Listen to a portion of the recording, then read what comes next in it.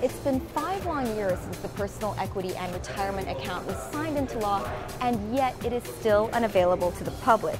PERA is meant to serve as a savings and investment retirement plan, which allows individuals up to 100,000 pesos a year tax-free.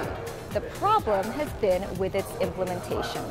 OFWs will be able to set aside 200,000 pesos a year into the account. There are tax incentives to encourage long-term savings, one of which is a 5% tax credit for each year of calendar contribution for PERA, and also the income derived from your PERA investments are tax-exempt.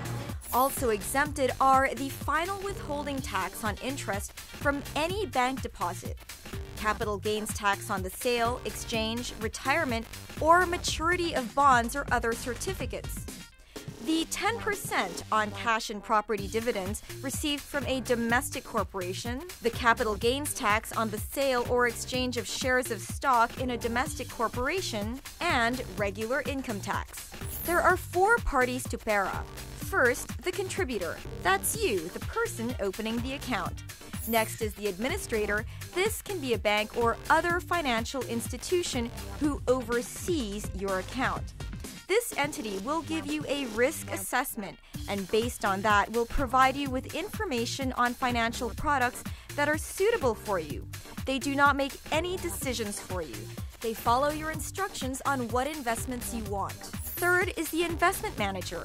If you do not want to make decisions on what to invest in, you can authorize an investment manager to make investments for you.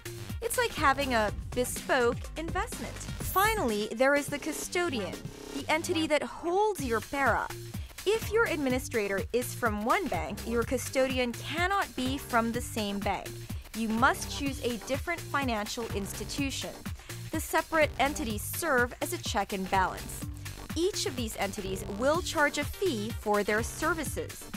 Contributions can be invested in UITFs, mutual funds, stocks, and any securities listed on the stock exchange. Contributors can open up to 5 accounts, but with only 1 administrator. And there will be separate custodians of funds and a designated investment manager if you so wish.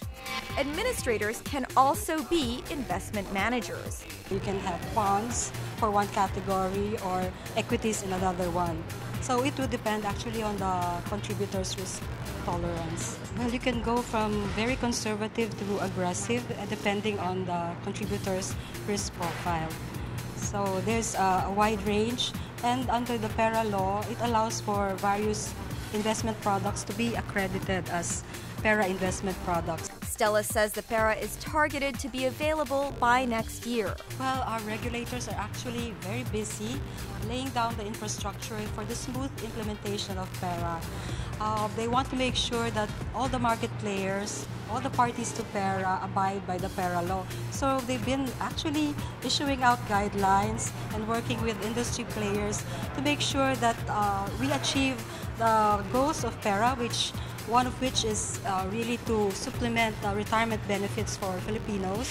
PERA offers a great investment retirement plan, and if it can be made available, will serve as a considerable supplement to the existing SSS plan.